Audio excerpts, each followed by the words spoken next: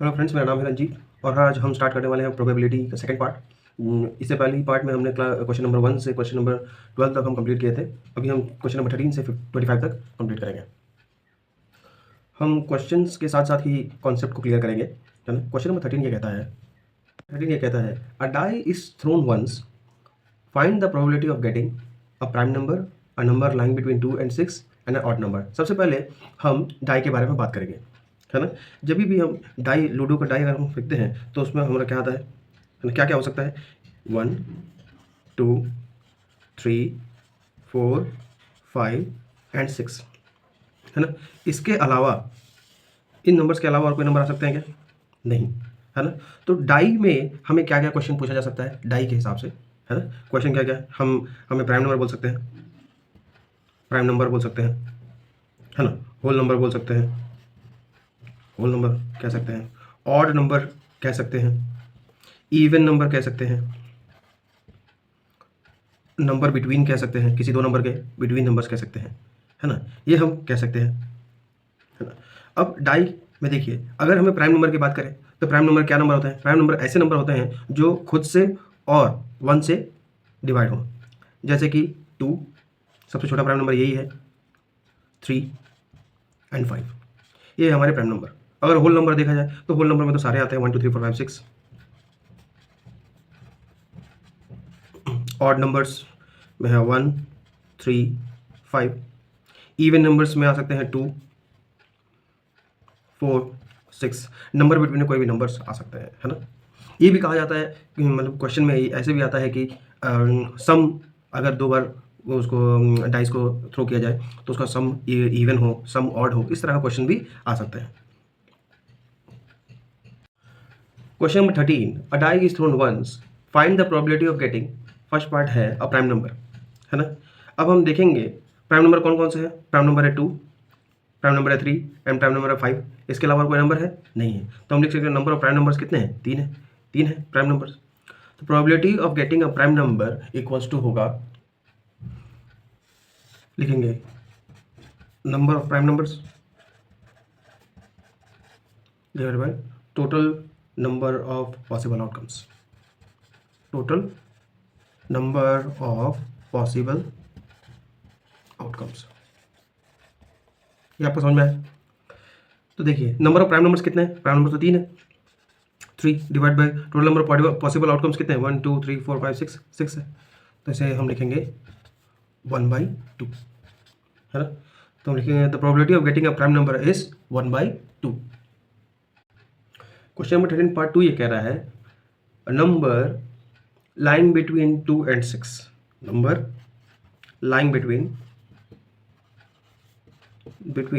2 and 6, है ना। 2 and 6 के बीच में पूछ रहा है कितने नंबर्स हैं। तो जब लाइन बिटवीन की बात किया जाए तो हम इस जो 2 and 6 है उसको एक्सक्लूड करते हैं। क्या करते हैं? उसको एक्सक्लूड करते हैं।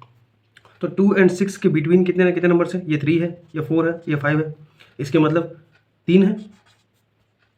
तो प्रोबेबिलिटी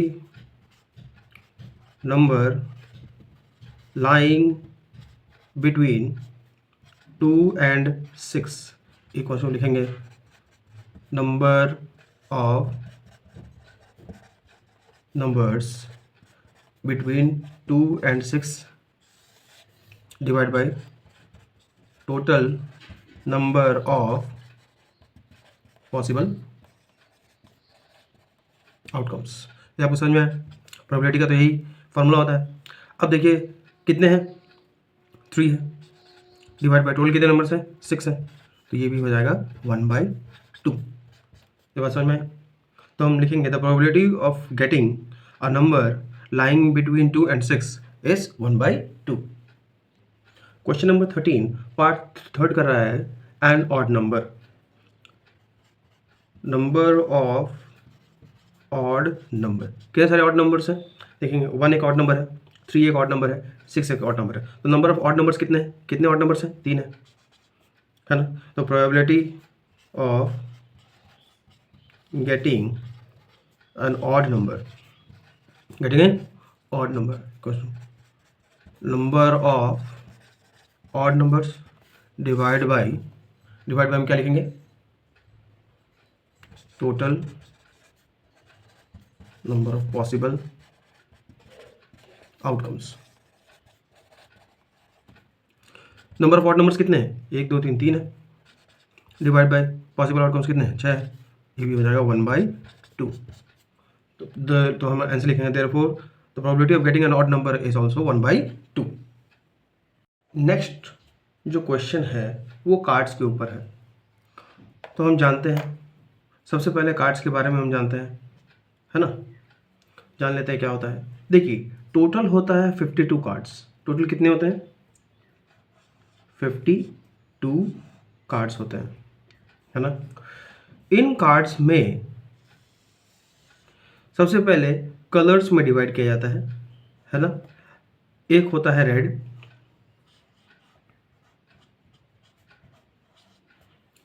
और दूसरा जो कलर है वो है ब्लैक।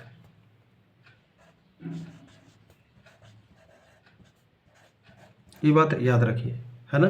52 कार्ड्स जो है वो दो पार्ट्स में डिवाइडेड है। सबसे पहला है रेड और दूसरा है ब्लैक। इसके मतलब ये है 26,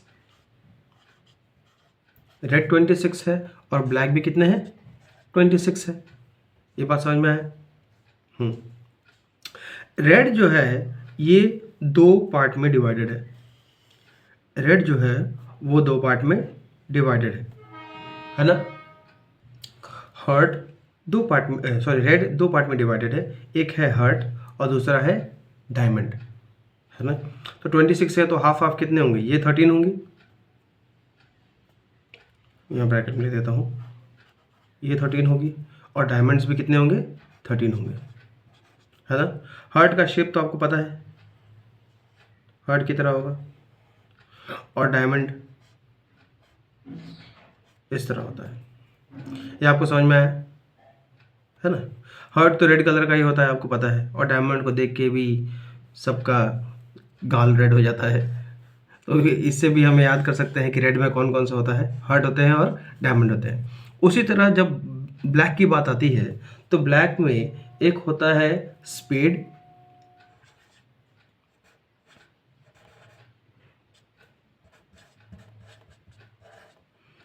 और दूसरा होता है क्लब्स। पहला है स्पेड और दूसरा है क्लब्स। अब ये भी 26 है, इसका मतलब ये भी हमारे 13 होगा, स्पेड भी 13 रहेंगे और क्लब भी हमारा 13 होगा। अब आप देखिए, हार्ट भी 13, डायमंड भी 13, स्पेड भी 13 और क्लब भी 13। स्पेड किस तरह दिखता है? स्पेड दिखता है इस तरह, इस तरह का जो शेप है उसे स्पेड कहते हैं, और क्लब इस तरह दिखता है ना, इस तरह दिखता है। ये ब्लैक होती है और ये रेड होती है ना। ये आपको समझ में आया? हार्ट, डायमंड, स्पेड, क्लब सब 13 होते हैं। रेड 26 होती है और ब्लैक भी 26 होती है। अब देखते हैं हार्ट में क्या क्या होता है। देखिए इसमें 1 नहीं होता, एक बात याद रखिएगा, 1 की जगह होता है ए, उसके बाद 2 3 4 5 6 7 8 9 10, है ना। उसके बाद होता है जैक, क्वीन, किंग। ये बात समझ में आया आपको? उसी तरह डायमंड का भी होता है ए, 2 3 4 5 6 7 8 9 10, जैक, क्वीन, किंग।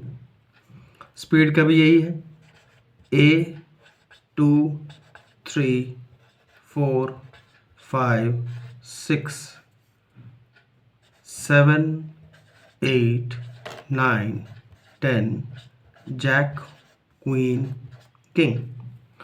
और क्लब्स का भी वही है, ए 2 3 4 5 6 7 8 9 10, जैक, क्वीन, किंग। ये सभी सेम हैं, आपको दिख रहा है A to king, A to king, A to king, A to king, है ना। अब इसमें क्वेश्चंस कैसे बनते हैं? क्वेश्चन बहुत इजी बनेगा अगर ये आपको समझ में आ गया, है ना। अगर ये आपको समझ में आ गया तो क्वेश्चन सबसे आसान होंगे आपके लिए। अगर आपको पूछेंगे कि रेड कितने कार्ड्स हैं, तो आपको पता है रेड तो 26 होंगे। अगर आपको पूछेंगे ब्लैक कितने कार्ड हैं, ब्लैक भी 26 है। अब आपको पूछ सकते हैं कि रेड हर्ट कितने हैं, रेड हर्ट, तो रेड हर्ट कितने हैं, 13 है ना। उसी तरह रेड डायमंड्स कितने हैं, 13 है। ब्लैक स्पीड कितने हैं, 13 है। ब्लैक क्लब्स कितने हैं, 13 है। अगर आपको क्वेश्चन पूछ लिया, ट्रिक कर दिया होगा, बोलेंगे red diamond sorry red speeds कितने हैं, तो रेड स्पीड्स तो होते ही नहीं है, तो वहाँ प्रोबेबिलिटी हो जाता है 0। आपको समझ में आ रहा है, वहाँ प्रोबेबिलिटी होगा आपका 0। अगर आपको पूछेंगे रेड किंग, रेड किंग कितने हैं, देखिए रेड में ये किंग है और ये किंग है, मतलब 2। आपको समझ में आ रहा है। उसी अगर ब्लैक किंग बोल दिया तो ये भी 2। Red queen 2, black queen 2, red jack 2, black jack 2। आपको समझ में आ रहा है। ये होता है, इसको बोलते हैं एस। ए को हम लोग एस एस कहते हैं। ये जैक है, क्वीन है, किंग है। ये आपको समझ में आ रहा है। अब आप जानते हैं फेस कार्ड क्या होता है। फेस कार्ड वो होता है जब आप कार्ड्स देखेंगे तो जैक, क्वीन और किंग जो होते हैं ना, इन तीनों में फेस बना हुआ रहता है ना। इन तीनों में फेस बना हुआ रहता है, इसीलिए हम इन तीनों को फेस कार्ड कहते हैं। तो अगर हमें कहेंगे कि फेस कार्ड कितने हैं, तो फेस कार्ड देखिए 3 2 6 3 9 3 4 12, मतलब 12, टोटल 12 फेस कार्ड होते हैं। अगर आपको पूछा जाए कि रेड फेस कार्ड कितने होते हैं, red face card 3 6, black face card कितने होते हैं, 6 होते हैं। ये बात आपको समझ में आया है। ये जो कॉन्सेप्ट है ये आपको समझ में आया है, पूरा क्लियर है, याद रहेगा आपको।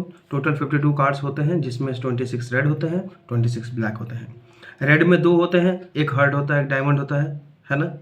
और ब्लैक में होता है स्पेड और क्लब, है ना, जो भी 13 13 13 13 होता है। और उसमें 13 में कितने कार्ड्स होते हैं ये आपको याद हो गई, समझ में आ गया आपको। अब हम आते हैं क्वेश्चन पे।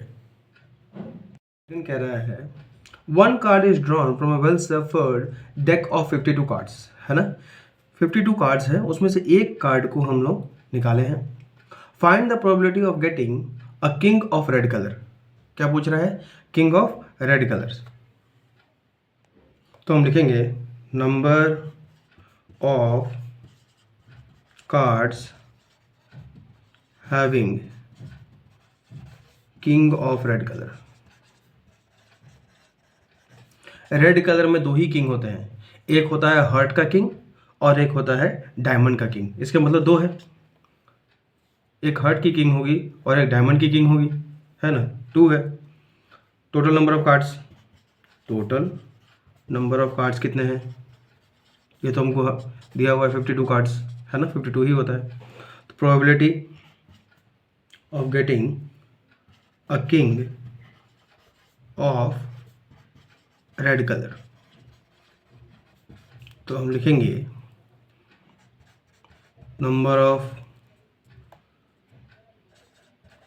Cards having king of red colour, है ना, having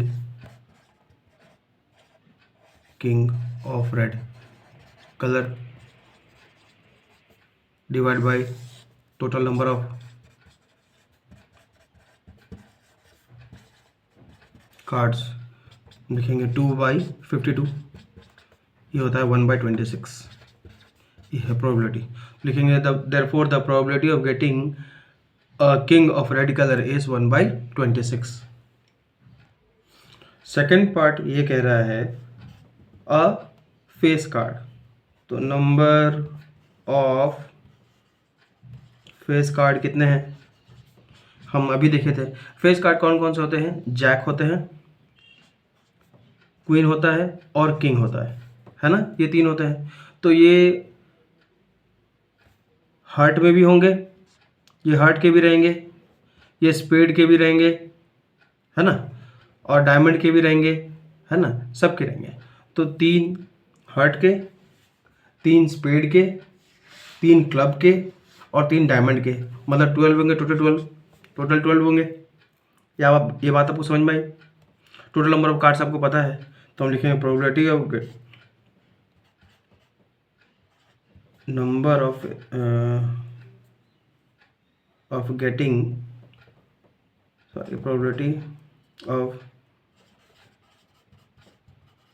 getting a face card equals to number of face card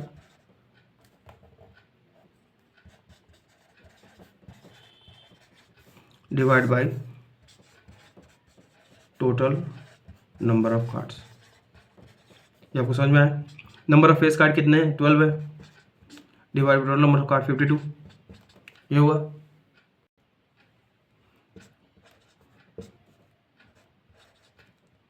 ये हमारा आया 3/13। Therefore probability of getting a face card is 3/13। ये हमारा आंसर है। पार्ट 3 है probability of getting a red face card. Number of red face card. Red में एक होता है हार्ट और दूसरा होता है डायमंड। हार्ट में 3 फेस कार्ड होते हैं और डायमंड में भी 3 फेस कार्ड होते हैं, तो 3 + 3 6 हो गया। तो probability of getting a red face card क्या होगा? Equals to number of red face card divide by total number of cards.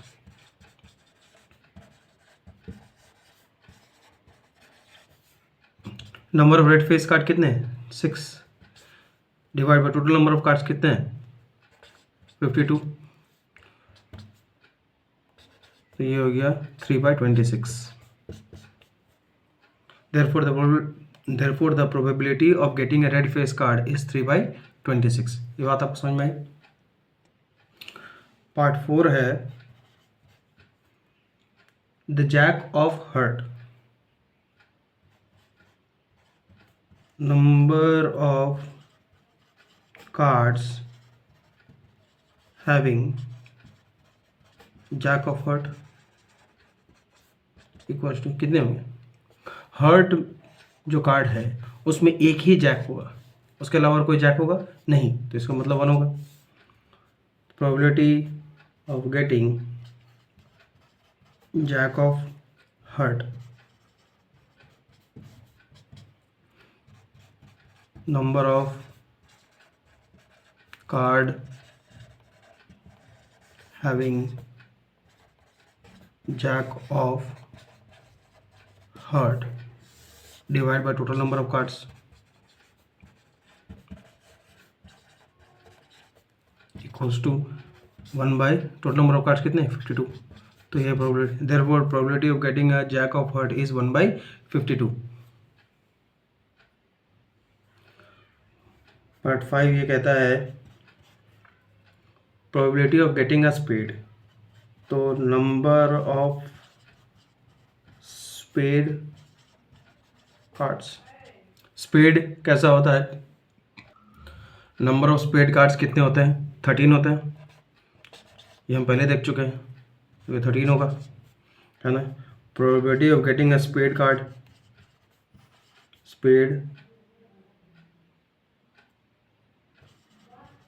Card equals to number of spade card divide by total number of cards.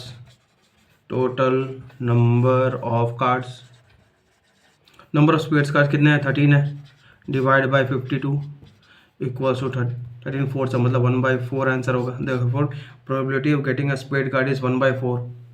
ये बात आपको समझ में आई?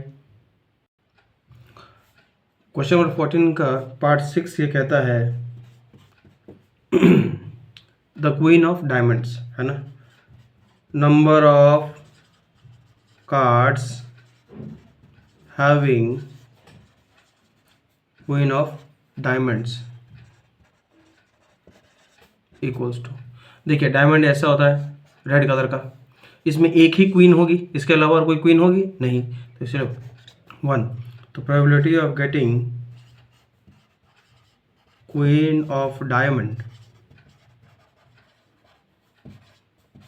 Equals to number of card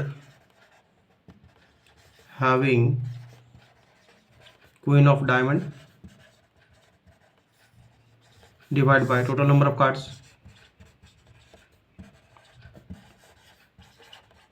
ये बात आपको समझ में आई?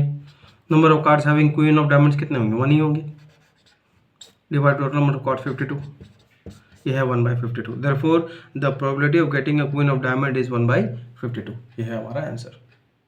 15 ये कहता है 5 cards, the 10, the jack, the queen and the king and ace of diamonds, ये किसके हैं? डायमंड्स के हैं, है ना, of diamonds are well shuffled with their face downwards, है ना, उसको फेस डाउनवर्ड्स है और उसको वेल सफल किया है। 1 card is then picked up at random, और इनमें से एक कार्ड को पिक किया गया है। तो सबसे पहला क्वेश्चन पूछ रहा है what is the probability that the card is a queen, probability of getting a queen, probability of getting a queen equals to number of queen cards divided by total number of cards, total number of cards। अब आप देखिए number of queen कितने हैं? Queen तो एक ही है, तो 1 लिखेंगे, divide total number of cards कितने हैं? 1 2 3 4 5 है, तो ये हमारा आंसर हो गया 1/5। ये बात आपको समझ में आई? Probability of getting a queen is 1/5, क्योंकि यहाँ पर हम टोटल नंबर ऑफ कार्ड्स 5 ही क्यों ले रहे हैं? क्योंकि यहाँ पर 5 कार्ड ही है। अगर क्वेश्चन में 52 कार्ड्स लिखा हुआ होता तो हम 52 लिखते हैं, लेकिन यहाँ पर है 1/5।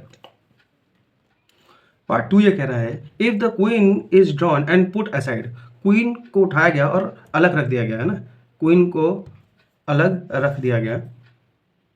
What is the probability that the second card picked up is an ace, है ना, second card is an ace. तो लिखेंगे probability of getting an ace equals to, लिखेंगे number of ace cards, number of cards having ace divide by total number of cards, total number of cards. अब देखिए यहाँ पर कितने cards हैं? Number of ace cards कितने हैं? एक ही एस है, तो 1 divide total number of cards कितने हैं? 4 हैं, क्योंकि क्वीन को हम साइड रख दिए थे, अब इसे सफल किए थे, है ना, तो टोटल नंबर ऑफ कार्ड्स कितने हो गए? 4। ये बात आपको समझ में आई?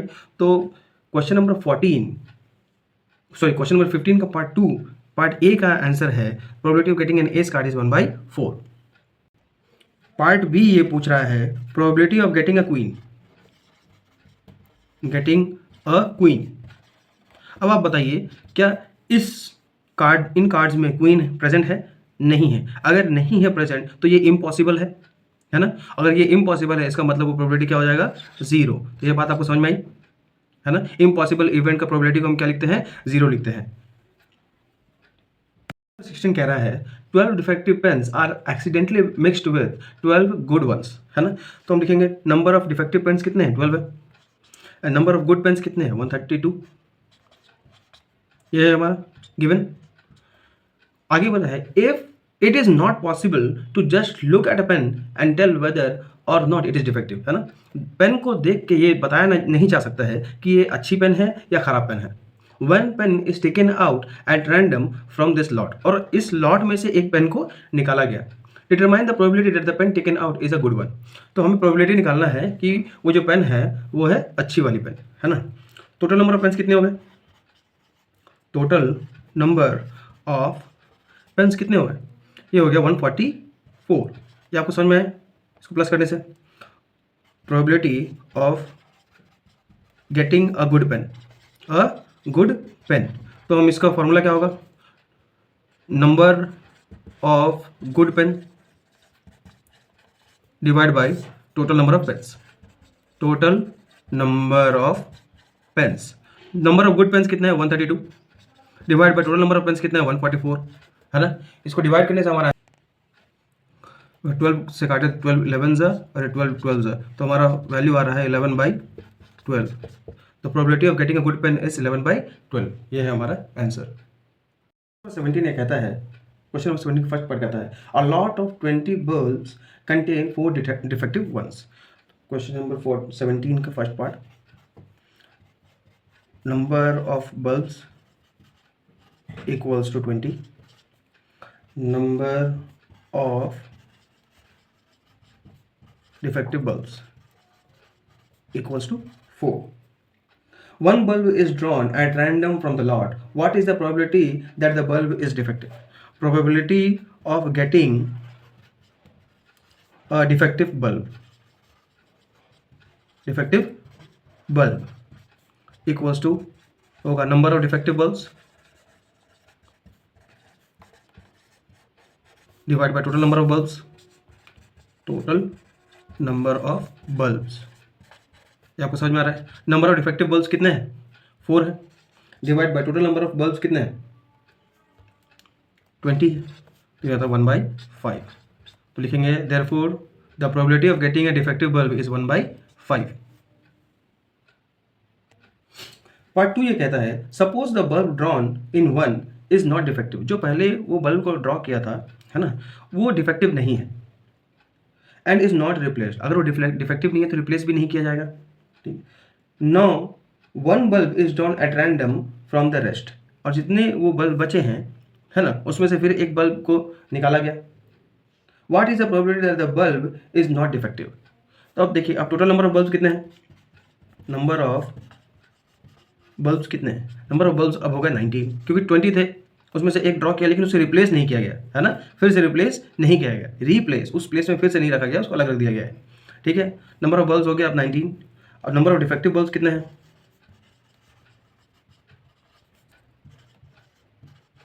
ये तो 4 ही है अभी तक, है ना, क्योंकि डिफेक्टिव निकला नहीं था पहले वाला। तो क्वेश्चन है what is the probability that bulb is not defective. Probability of getting a non defective bulb, non defective bulb कितने हैं अब, तो number of non defective bulb divide by total number of bulbs. अब देखिए non defective कितने हैं, total 19 minus 14 होगा 15, total number of bulbs कितने हैं 19, तो ये हमारा आंसर होगा। Therefore the probability of getting a non defective bulb is 15/19। आपको समझ में आई। क्वेश्चन नंबर 18 कह रहा है a box contain 19 discs which are numbered from 1 to 90। If one disc is drawn at random from the box, है ना। देखिए एक डिस्क है, बहुत सारे डिस्क है, उसको नंबर कर दिया गया है 1 to 90, 4 5 6 7 8 9 10, ऐसे करते करते वो 90 तक उसको नंबर्ड कर दिया गया है, ठीक है। अब बोल रहा है कि if one disc is drawn at random from the box find the probability of that it bears a 2 digit number. सबसे पहला क्वेश्चन है कि वो 2 डिजिट नंबर होना चाहिए, तो हम लिखेंगे number of 2 digit numbers, number of 2 digit number.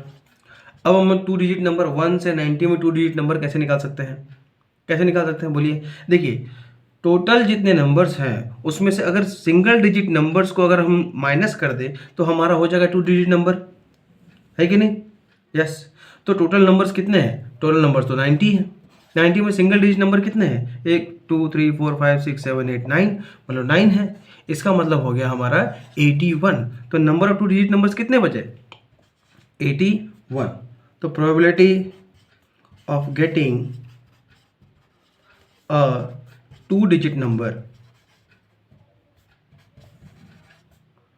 equals to number of 2 digit number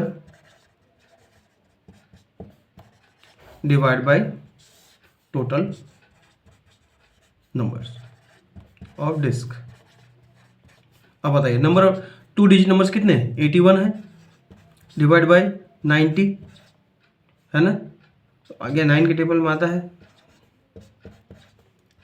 9/10। तो probability of getting a 2 digit number is 9/10। ये बात आपको समझ में आई? पार्ट 2 ये कह रहा है probability of getting a square, probability of getting a square, है ना। तो स्क्वायर कौन कौन से स्क्वायर है? आप देखिए 1 से 90 के बीच में कौन कौन सा स्क्वायर है? एक 1 का स्क्वायर होता है 1, 2 का स्क्वायर होता है 4, 3 का स्क्वायर होता है 9, 4 का स्क्वायर होता है 16, 5 का स्क्वायर होता है 25, 6 का स्क्वायर होता है 36, 7 का स्क्वायर होता है 49, 8 का स्क्वायर होता है 64, 9 का स्क्वायर होता है 81, 10 का स्क्वायर होता है 100। क्या 100 है इसमें? नहीं है। तो लिखेंगे हम लोग number of square numbers equals कितने हैं? 1 2 3 4 5 6 7 8 9 9 है। A probability of getting a square number equals to लिखेंगे number of square numbers divide by total numbers. अब नंबर ऑफ स्क्वायर नंबर्स कितने हैं? 9 है, डिवाइड बाय टोटल कितने हैं? 90 है, तो ये होता है 1/10। तो हम लिखेंगे the probability of getting a square number is 1/10। Question number 18 का पार्ट 3 कहता है अ number divisible by 5, a number divisible by 5, है ना। या तो डिविजिबल बोले या मल्टीपल बोले, है ना, जो 1 से 90 के बीच में हो, है ना। ये नंबर छोटे हैं तो हम 5 10 15 20 इस तरह करके हम कैलकुलेट कर सकते हैं, है ना। लेकिन अगर अगर 1 से 900 होता, है ना, तो तब तो पूरा पेपर खत्म हो जाएगा, लेकिन सॉल्व नहीं होगा। बस इसीलिए हमने अर्थमेटिक प्रोग्रेशन पढ़ा है, बस इसी वजह से हमने क्या पढ़ा है? Arithmetic progression. अब देखिए अगर मैं ऐसा लिखूं 5 10 15 ऐसे करके 90 तक गया, है ना, सब डिविजिबल बाय 5 है कि नहीं है। अब इसमें ए एन हमारा क्या है? ये है ए एन 90, ये है हमारा ए, डी है हमारा 5। तो अब देखिए एन निकल जाएगा हमारा। ए एन क्या होता है? A N equals to A plus N minus 1 into D, यही होता है। ए एन हमारा है 90 इक्वल्स टू ए है हमारा 5 plus N minus 1 into D हमारा कितना है? डिफरेंस 5 का है, क्योंकि 5 का मल्टीपल है कि नहीं है। ये अगर 5 इधर आया तो ये हो गया 85, 85 ये मल्टीप्लाई बाई डिवाइड तो डिवाइड हो जाएगा 5 इक्वल्स टू एन माइनस 1। अब देखिए ये होता है 5 1 सा 5, 5 7 से 35, तो n माइनस 1 इक्वल्स टू 17 है। इसका मतलब n इक्वल्स टू कितना है? 18 है। आगे हमारा 18 ऐसे नंबर्स हैं जो 5 से डिविजिबल है। ये बात आपको समझ में आ रही है कि नहीं आ रही है? देखिए हमें कॉन्सेप्ट ऐसे ही लगाना होता है, ठीक है। हम जो पढ़ते हैं वो 2-3 क्वेश्चंस, 2-3 चैप्टर को मिलाकर ही एक क्वेश्चंस बनाया जाता है, तो उसे हम इस तरह ही सॉल्व करते हैं। 1 to 90 में मल्टीपल ऑफ 5 काउंट करना बहुत आसान है ना, वो हम उंगलियों में भी काउंट कर सकते हैं। लेकिन अगर वो 1 to 900 हो गया, 1 to 9000 हो गया, तब हम क्या करेंगे? तब हम अर्थमेटिक प्रोग्रेशन का फार्मूला लगाएंगे, है ना। अब क्वेश्चन में आते हैं। Number of numbers divisible by 5 equals to हमारा कितना आया था? 18 आया था। अब probability of getting a number divisible by 5 equals to लिखेंगे number of numbers divisible by 5 divide by total numbers. Total numbers ये समझ में आया आपको? Number of numbers divisible by 5 कितने हैं? 18 है, डिवाइड बाय टोटल नंबर्स कितने हैं? 90 है ना। 9 2 ज़ा 9 10 ज़ा 2 1 ज़ा 2 5 ज़ा आ गया 1/5। ये हमारा आंसर दे होगा probability of getting a number divisible by 5 is 1/5। ये समझ में आया आपको? A child has a die whose 6 faces shown in the letter as given below. A B C D E A. The die is thrown once, एक बार उस die को throw किया गया. What is the probability of getting a, first part, probability of getting A equal to लिखेंगे number of A's, कितने हैं नंबर ए के, कितने सारे ए हैं by total number of alphabet. Alphabet नहीं लिख सकते हैं इसको, टोटल नंबर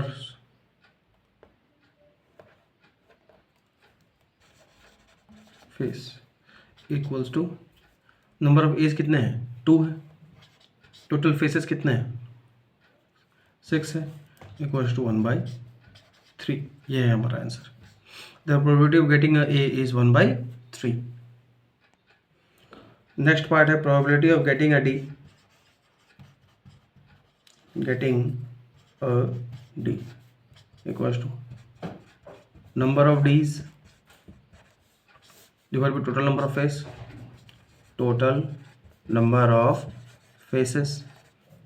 अब देखिए नंबर ऑफ डीज कितने हैं, एक ही है, divide total number of face कितने हैं 6 है, तो ये होगा 1/6. Therefore the probability of getting a D is 1/6. Number 20 ये कहता है suppose you drop a die at random on rectangular region, है ना. What is the probability that it will land inside the circle with diameter 1 metre. एक circle है जिसका diameter 1 metre है ना, और एक रेक्टेंगुलर एरिया है जिसका लेंथ है 3 मीटर और विड्थ है 2 मीटर. अब एक डाई को थ्रो किया गया है, तो इसकी प्रोबेबिलिटी निकालना है कि वो एक सर्कल पे गिरे. तो यहाँ पर एरिया की बात हो रही है ना, एरिया की बात हो रही है. तो हम लिखेंगे सबसे पहले एरिया ऑफ रेक्टेंगल कितना होगा, एल इंटू बी होता है. लेंथ हमारा 3 मीटर है और ब्रेथ हमारा 2 मीटर है, तो हमारा होता है 6 मीटर स्क्वायर. ये समझ में आ रहा है. अब लिखेंगे area of circle. Area of circle, area of circle क्या होता है, पाई आर स्क्वायर होता है ना, पाई आर स्क्वायर होता है. तो हम लिखेंगे एरिया ऑफ सर्कल क्या होगा, पाई आर स्क्वायर 22/7 इंटू 0.5 मीटर है, तो इसको 5/10 लिख सकता हूँ मैं, इंटू 5/10. आसान हो जाएगा हमारे लिए. 5 2 से 10, 2 11 सा, ये 5 2 सा, इसका वैल्यू आ रहा है हमारा 11/7 2 से 14 मीटर स्क्वायर. ये आपको समझ में आया. Probability inside circle, probability to land inside circle equals to area of circle, area of circle divide by area of rectangle, है ना. देखिए एरिया ऑफ रेक्टेंगल में ये एरिया भी तो आ रहा है, इसकी वजह से हमने ऐसा लिखा. तो एरिया ऑफ सर्कल हमारा क्या आया था 11/14, 11/14 मीटर स्क्वायर डिवाइड बाय इसका आया था 6/1 मीटर स्क्वायर. तो हम इसको लिख सकते हैं 11/14 मीटर स्क्वायर कट गया इंटू 1/6. इसका वैल्यू आता है 11/84. Therefore the probability of landing inside the circle is 11/84. 21 कहता है a lot consists of 144 ball pens of which 20 are defectives. तो लिखेंगे number of ball pens equals to है 144, number of defective pens equals to 20, number of good pen कितना होगा, number of good pens होगा 144 minus 20 तो 124 होगा. ये आपको समझ में आया. अब कह रहा है Noori will buy a pen if it is a good but will not buy if it is defective, है ना। नूरी वो खरीदेगी पेन जब वो अच्छी पेन होगी, अगर डिफेक्टिव होगी तो वो नहीं खरीदेगी। The shopkeeper draws one pen at random and give it to her. Shopkeeper है वो एक पेन को निकालती है और उसको दे देती है। What is the probability that she will by it? Probability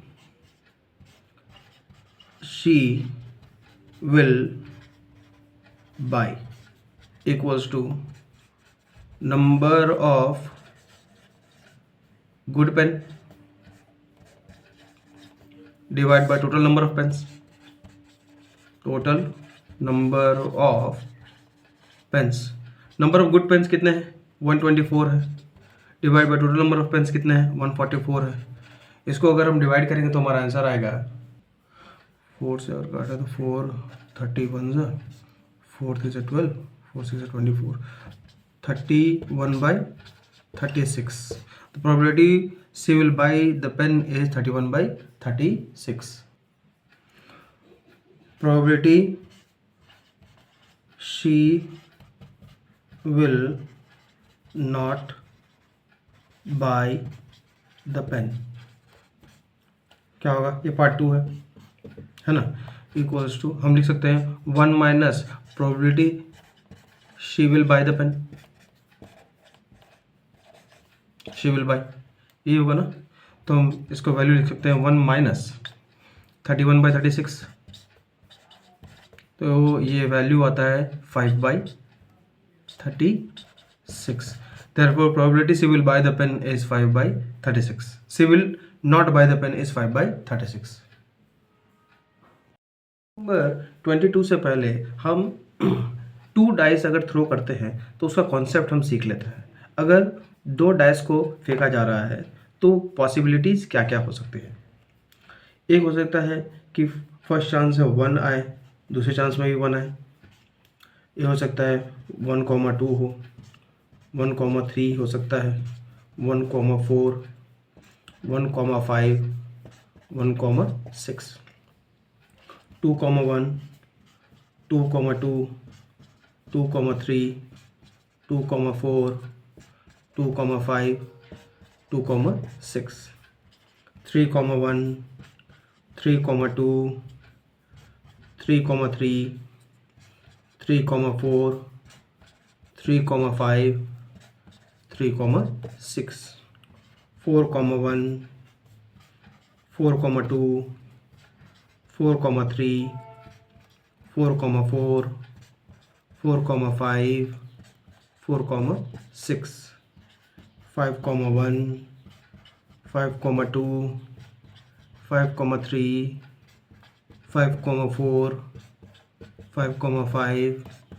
5,6, 6,1, 6,2, 6,3, 6,4, 6,5, 6,6। इसके अलावा और कोई भी पॉसिबिलिटीज़ नहीं होता है। इस पॉसिबिलिटीज़ को मैं ऐसे लिखता हूँ 1,1 से 1,6 टू 6,1 टू 6,6, है ना। ये है टोटल पॉसिबिलिटीज़ और ये होता है 36। 1 2 3 4 5 6 1 2 3 4 6 2 6 36। ये 36 पॉसिबिलिटीज़ टोटल कितने होते हैं?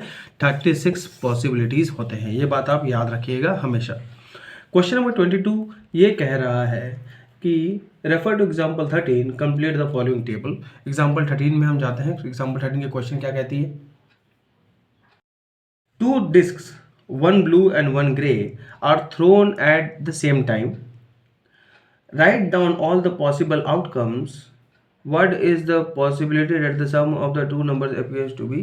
ठीक है, ये दो डिस्क को ये थ्रो किया गया है और उसमें हमें ये जो टेबल है इस टेबल को हमें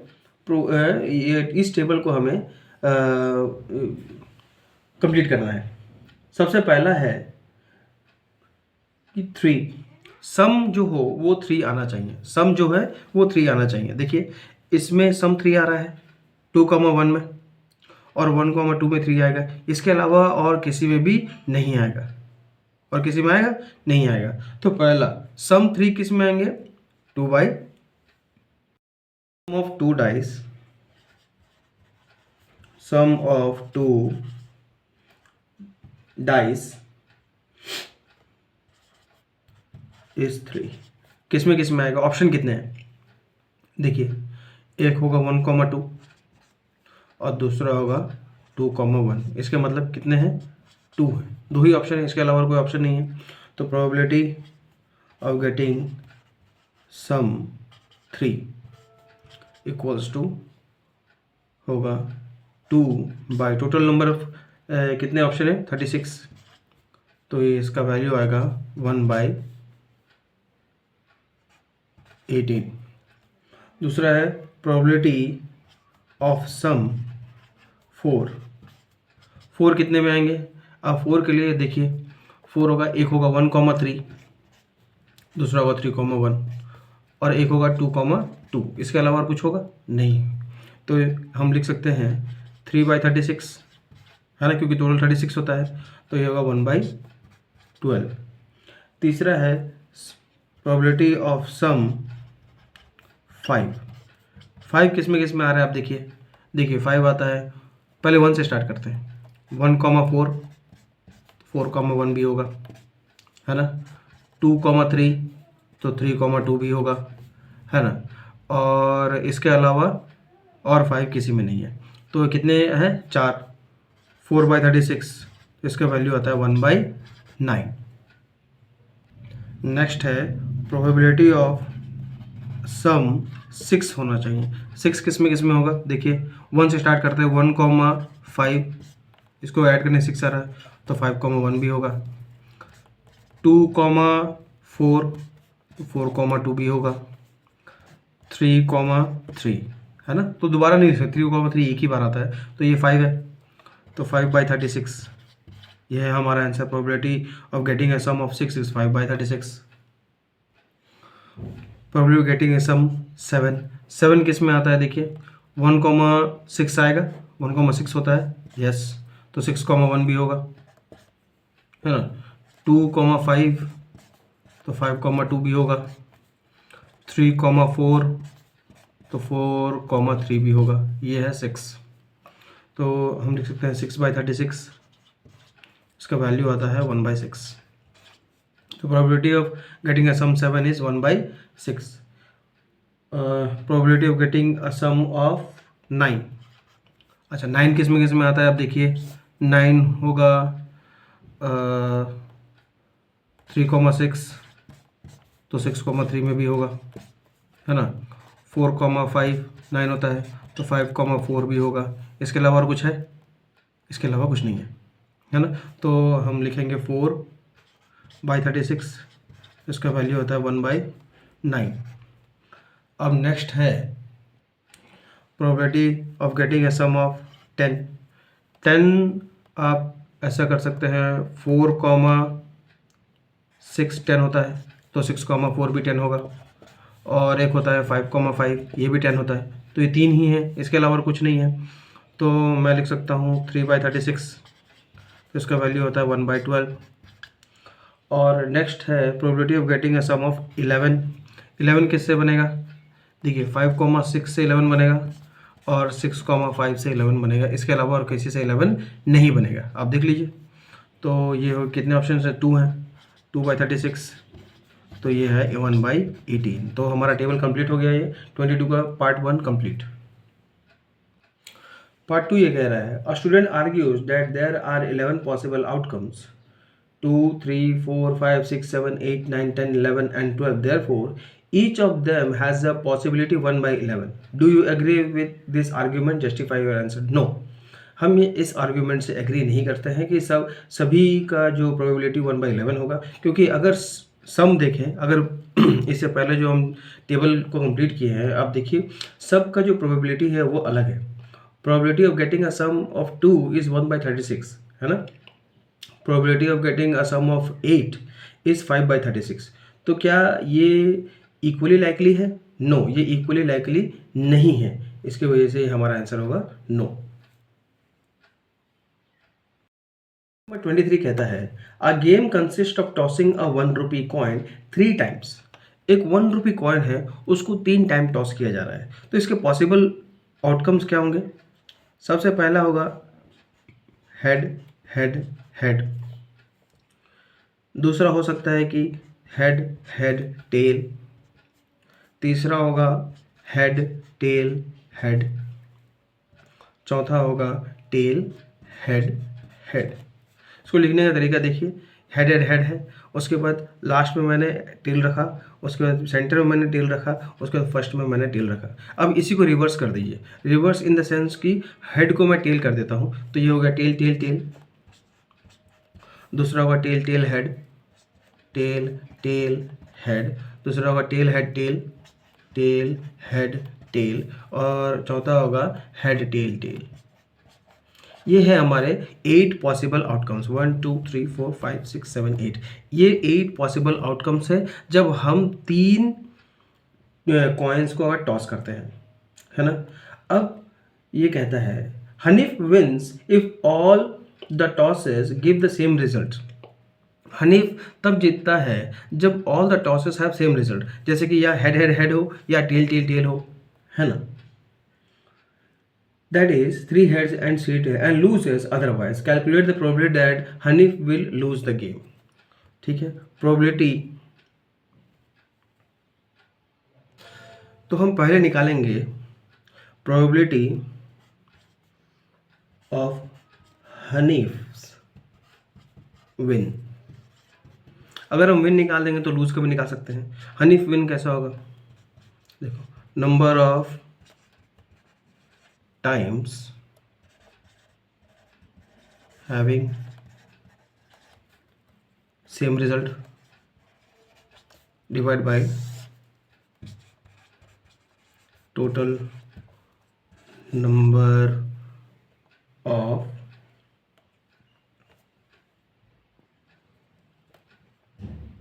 possible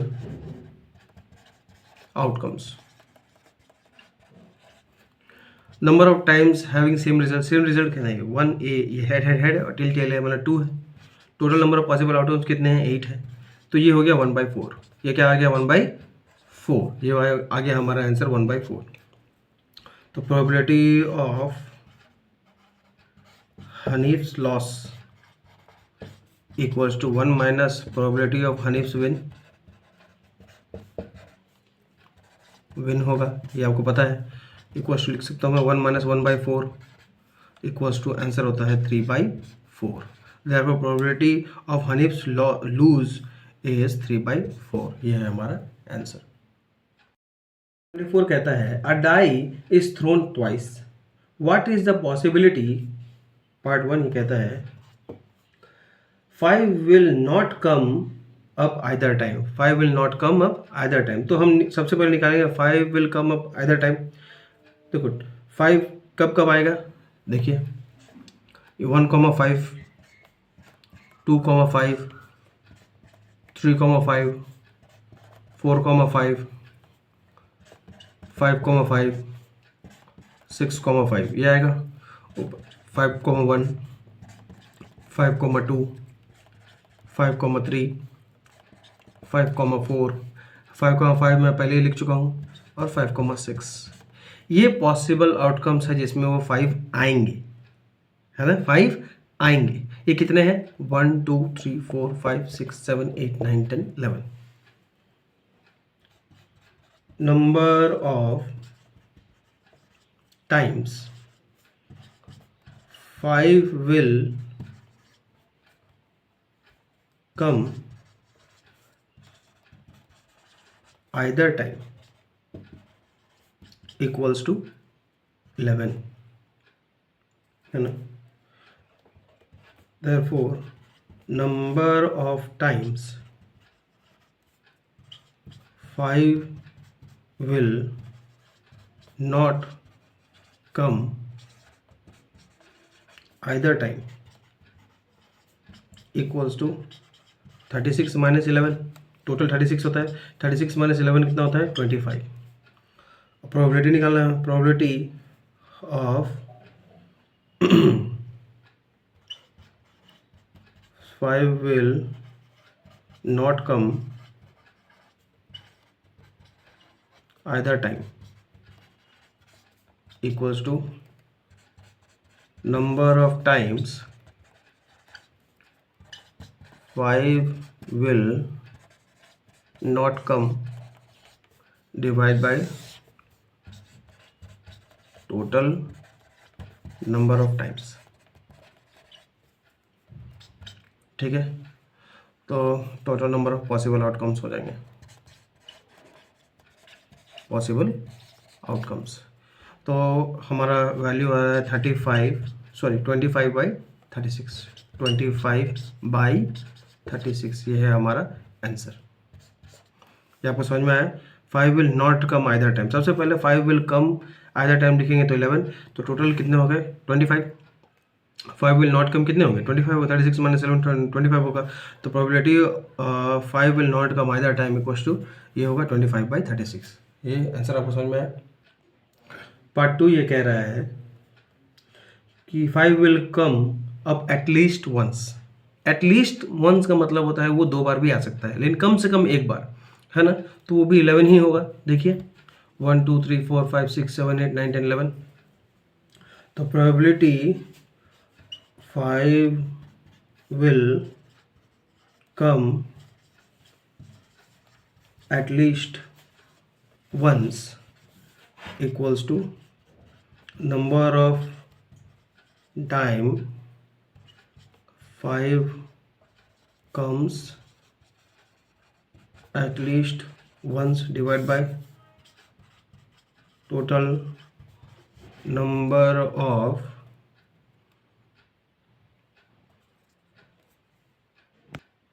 possible outcomes।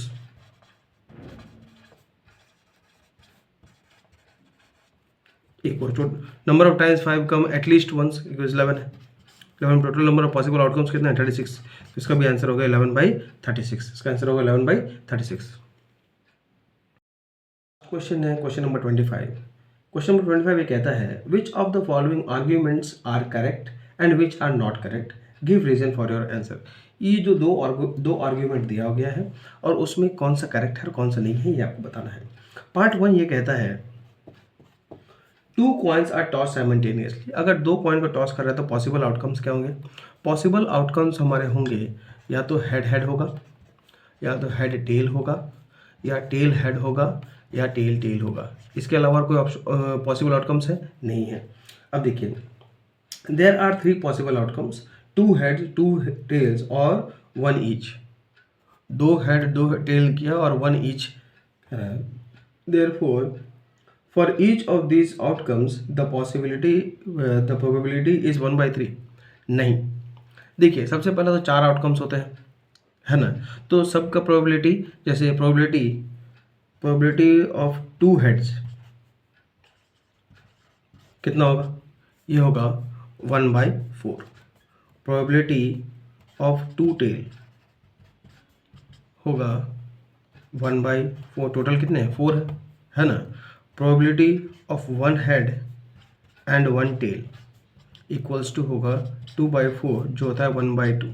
अब देखिए ये भी 1/4 है, ये 1/4 है, ये 1/2 है, तो ये इक्वली लाइकली नहीं है।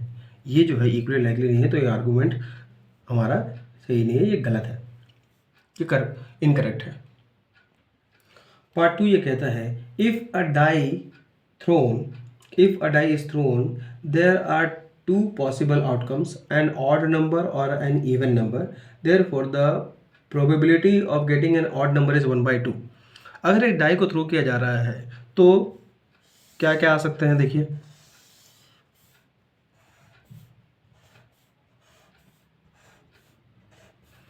1 2 3 4 5 6, इसके अलावा और कुछ नहीं आ सकता। तो ऑड कितने हैं, ऑड है 1 3। इवन कितने हैं,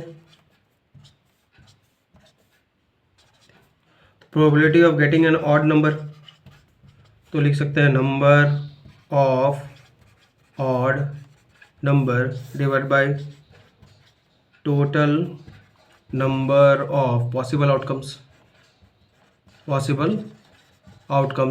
नंबर ऑफ ऑड नंबर्स कितने होते हैं 3 हैं। Total number of possible outcomes कितने हैं 6 है, तो इसका वैल्यू आता है 1/2 और इसका आंसर है सही। तो करेक्ट ऑप्शन ये सही है।